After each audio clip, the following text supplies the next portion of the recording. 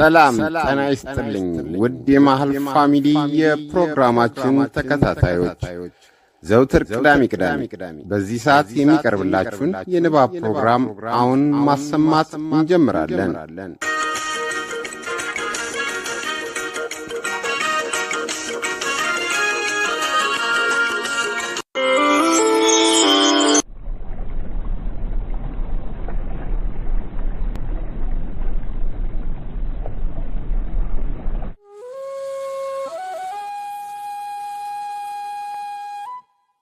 ጣምራ ጦር ደራሲ ገበየሁ አየለ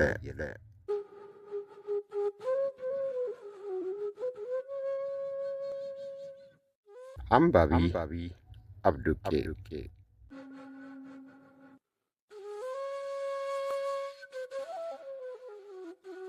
በመሃል ቤተሰብ በቴሌግራም ግሩፕ በሳምንታዊ የንባብ ፕሮግራም አዘጋጆች ይቀርባል። ምዕራፍ 16 ነብሪውን ስብሰባ እንደተለመደው አሊሃሽ ቤት ውስጥ በመካሄድ ላይ ነው። ተሰብሳቢዎቹ ቀደም ብለው ቦታቸውን ይዘዋል። የዛን ዕለት ስብሰባ በወሳኝ ጊዜና በአስቸጋሪ ወቅት የሚደረግ ስለነበር ከሌሎች ስብሰባዎች ሁሉ ለየት ይላል። ስብሰባው ላይ ለመገኘት የመጡ ሰዎች ቁጥር ግን አነስ ያለ ነበር። በሪውና አሰገድ እስማኤልን ቤት ተውት ነበር የመጡት። ከተማው ዙሪያ ያለው አደጋ ጣይ ቡድን መሪ ሐሚድ ጣሂር አለ። የሚጠብቁት ሀጂ ጎዴምን ብቻ ነበሩ። ከተገመተው በላይ ስላመሹ አሊሃሽ ሊጠራቸው ሄደና ብቻውን ተመለሰ። እንደገባም ያለ አንዳች ንግግር አቀርቅሮ ቁጭ አለ። ምን ሆነሃል አሊሃሽ? ሀጂ ደህና አይደሉም እንዴ? አለ ሐሚድ ጣሂር። ስንነግራቸውና ስናስጠነቅቃቸው ችላ እያሉ ተገደሉ አለ ሲቃ እያነቀው።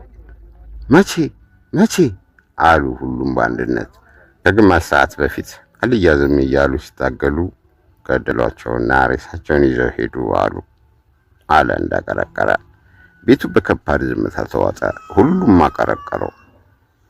የሆነ ሆኗል። አሁን ውይይታችንን እንቀጥል። እኛንም የሚጠብቀን ዕድል እሳቸው ገጠማቸውን የመሰለ ሊሆን ይችላል። ባለፈ ነገር መቆጨቱ ፋይዳ የለውም። ቁም ነገሩ የሆነውን ላለመድገም መጠንቀቅ ነው አለ በሪሁን ምክር በሚመስል አነጋገር። ሁሉም ሀሳባቸውን ሰበሰቡና በበሪሁ መሪነት ውይይቱ ቀጠለ። ስብሰባው የድንጋጤና የስጋት ደመና አንጃበበበት። በተለመደው መሰረት መጀመሪያ አሊሃሽ ሪፖርቱን አሰማ። የየቡድን መሪዎች ስለ ስራቸው አፈጻጸም በየተራ ሪፖርት አቀረቡ። ጥቆማ ብቻ እንደ ተጨባጭ ማስረጃ በሚያገለግልበት በአሁኑ ጊዜ ብዙ መስራት ይቻላል። ተጣጥሮ የባለስልጣን ወዳጅ መሆን ነው። የባለስልጣን ወዳጅ ባለስልጣን ነው፣ ይታመናል። ቢዋሹ እንኳን ደፍሮ ውሸታም የሚለው የለም። የወደደውን መልአክ የጠላውን መልአከ ሰይጣን ነው ብሎ ሊጠቅምም ሆነ ሊጎዳ ይችላል አለ አሊሃሽ ትንሽ ፈገግ ብሎ። ጦር ምንም ቢረሽኑትና ቢያስገድዱት ወደፊት ለመግፋት አልቻለም። እንደውም የያዘውን ስፍራ እየለቀቀ ወደ ኋላ በማፈግፈግ ላይ መሆኑ ይወራል። የወገን ጦር ሚሊሻውን ጨምሮ በዘመናዊ ትጥቅ በመደራጀት ላይ ስለሆነ በቅርብ ቀን ማጥቃት ጀምራል የሚል የፍርሃት ሽኩሽኩታ በጠላት ሰፈር ይሰማል። የጠላት ጦር ባለስልጣናትንና አደገኛ ጠላቶቻችንን በመግደል በመካከላቸው ጠላትነት እንዲፈጠር በማድረግና በየጦር ሰፈራቸው አደጋ በመጣል እስከዛሬ ብዙ ስራ ሰርተናል። ከዛሬ ጀምሮ የተወሰኑ ሰዎች በተለይም እኔና አሰግድ ከእይታ መሰወር፣ ህቡ መግባት አለብን።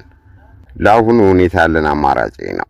አሊሃሽና እስማኤል አስገዳጅ ሁኔታ እስከመጣ ድረስ አሁን ባሉበት ሁኔታ ይቀጥሉ። የኛ ህቡ መግባት እንቅስቃሴያችንን ለማፋጠን ይረዳናል። ለወደፊቱ እርስ በርሳችን የምንገናኝበት አዲስ ስልትም መቀየስ አለብን አለ በሪሁን ቡድኑን የሚጠበቀውን ግዙፍ ኃላፊነት በሚያስገነዝብ አነጋገር። እኩለ ሌሊት ሆኖ የቡድኑ ስብሰባ ሊያበቃ ሲቃረብ ራቅ ካለ ቦታ ተኩስ ተጀመረና እየቀረበ መጣ። የመኪናዎቹ ሩጫና ትርምስ በዛ።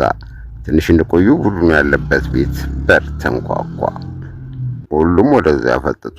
በሪውን እንዳሰግድ ዞር አለና ቦምቦን ይዘሃል አለው። አልያዝኩም፣ ሽጉጥ አለ ጎኑን እየዳበሰ። በሩ አሁንም በኃይል ተንኳኳ። ሐሚድ ጣሂር ከሽርጡ ውስጥ 2 ቦምቦች አውጥቶ አንዱን ለበሪውን ሰጠውና ወደ አሊሃሽ ዞር ብሎ በጓሮ በር ወጥተን ውጭ እንቆይ፣ ዋናውን ቤት አልፈው ከመጡ አስፈላጊው እናደርጋለን አለ። የቤቱ ዙሪያ አጥር ነው። በአጥሩ ቢሾልኩ ወይም ቢዘሉ ሌላ አጥር ውስጥ ነው የሚገቡት። በሩ ሰብረው መግባታቸው አይቀርም። ልክፈትላቸው፣ እንደምንም ብዬ በዘዴ መልሳቸዋለሁ።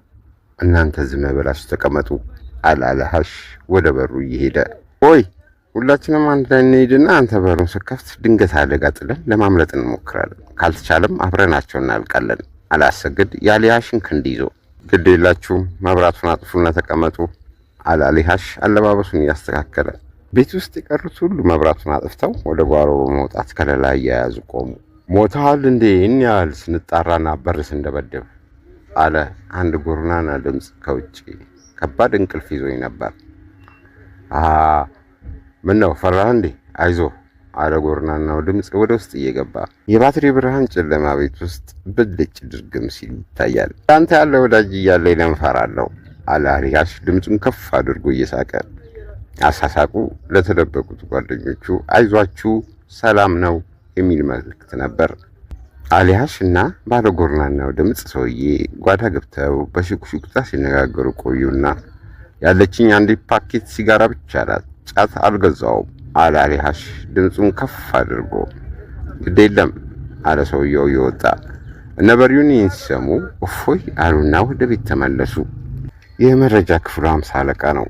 ውጭ ትቷቸው ገባ እንጂ ብዙ ወታደሮች አስከትሏል። ይህን አስቀምጥልኝ ብሎ ሰጠኝ። ሲዘርፉ ነው መሰለኝ ያመሹት አለ አሊሃሽ በሽርጥ የተጠቀለለ ነገር እያሳያቸው።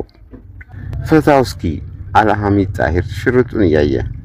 ሰማያዊ ቀለም የሚበዛው ዥንጉርጉር ሽርጥ አልፎ አልፎ የደም ነጠብጣብ ይታይበታል።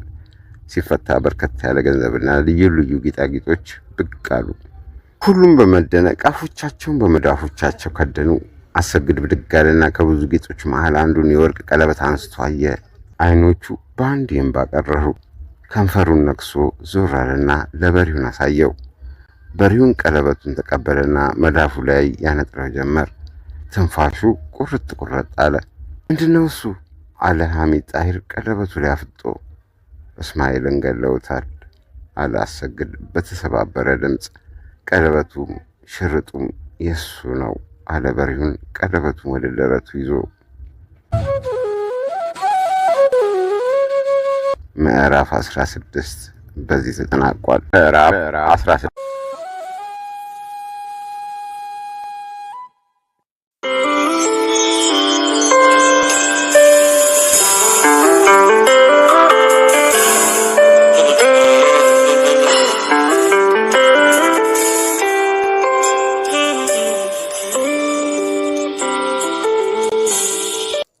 የዛሬው የንባብ ክፍል በዚህ ተጠናቋል።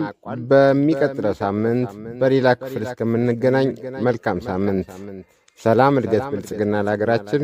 እምዬ ኢትዮጵያ ለዘላለም ትኑር።